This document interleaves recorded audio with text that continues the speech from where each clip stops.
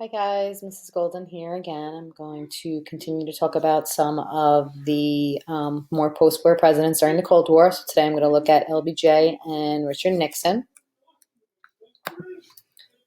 I'm going to start with Lyndon B. Johnson, 1963 to 1969. He becomes president upon JFK's assassination. He's sworn in on Air Force One. And what we know about LBJ is that he played a big role in helping to get money to the United States for domestic programs, yet he does spend a lot of money in Vietnam and makes a lot of decisions that people are not very happy with. So, in part of his opportunities for Americans is he creates the Great Society.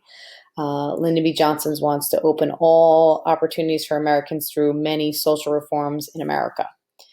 And some of the reforms that he institutes is he passes the Civil Rights Bill, which JFK initiated, and makes it the Civil Rights Act. This is going to prohibit discrimination in all public places.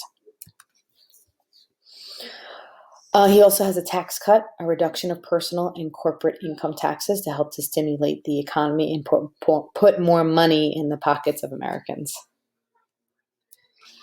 Some of the other things that he does is he tries to fight the war on poverty. He creates a Job Corps, which is a program to train underprivileged youths. It's usually in countries that need assistance, usually third world countries. So people can go there and possibly educate young individuals or help to set up homes there. So he does that within the United States too, gathers people and they head overseas. He passes the Medicare Act of 1965, which provides medical care, hospital insurance, and post-hospital nursing for people over the age of 65. Once you reach that age, you have to qualify for certain Medicare. It's usually that happens in after retirement, so certain people may also need to apply for Medicaid at this time. So in looking at these programs, what other president's program was similar to LBJ's Great Society, where he passes legislation to help those in need? And that's going to be, I don't think I have it written down. No, I don't. It's going to be FDR's New Deal. So it's something that we weren't able to teach you about. It was right before, it would have happened right at the time that school was closed. So his the New Deal programs, to the relief, recovery, and reform of FDR assisted with putting the people back to work. We're seeing some of this legislation now in respect to the virus. We're seeing people being bailed out. We're seeing stimulus packages being passed for small businesses. Sadly, today is May 8th, and the job report from April is not very good, showing that the unemployment rate is the highest that it's been since the Great Depression. So in all, Lyndon B. Johnson's decisions made during Vietnam causes him not to run for president again, and Mrs. Johnson will go over Vietnam with you. Next president is Richard Nixon, 1969. When he comes into office, he had run for office prior and he lost to JFK. He comes into office and he is a Republican and he expands the power of the presidency. So he is president during and towards the end of Vietnam. He actually is credited with ending Vietnam, but his presidency ends in scandal.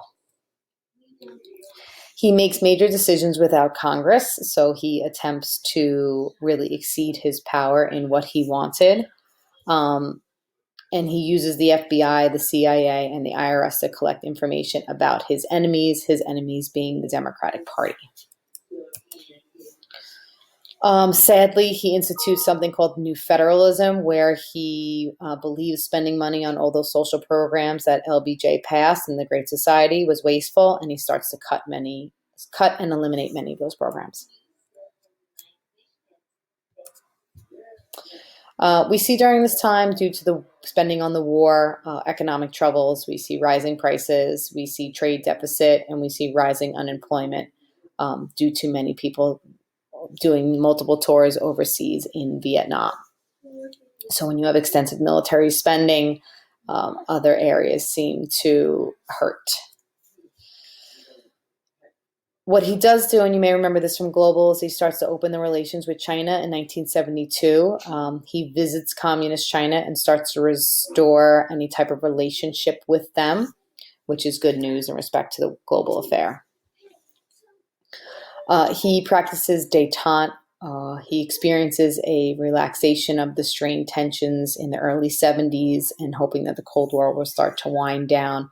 What really does start to wind down is Vietnam, where many Americans are protesting against the war and they want their sons and brothers and husbands and children to come home. Plagued by a scandalous presidency, after Nixon is elected to a second term, he is found to be guilty of an organized break-in of the Democratic National Headquarters at the Watergate Hotel in Washington, D.C. What he did, and he claimed he had he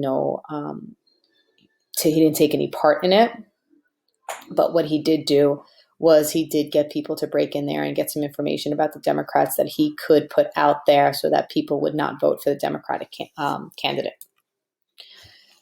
So this ends up leading to his resignation. And if we were in class, I would show you the video of it to give you a little bit better idea. He first claimed he had no involvement. They subpoenaed his tapes. There was a U.S. versus Nixon court case, which I'm sure you've read about in your review book, because he refused to give them up and he felt that he was above the law. Ultimately, his guilt was revealed and it led to his resignation. And in the beginning, when he was being accused of his involvement, he would say, "I'm not a crook, I'm not a crook."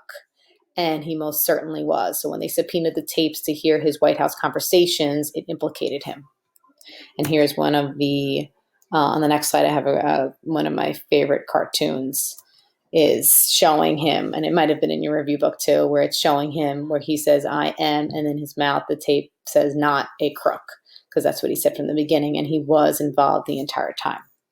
So when he resigns from office, you have President Gerald Ford come in, and he's the only president to never be elected because he is appointed actually vice president when Nixon's original vice president, Spiro Agnew, has to resign as well because he was involved in a crime. And then, so Ford was appointed to the vice president, and then Ford is then appointed becomes president during this time.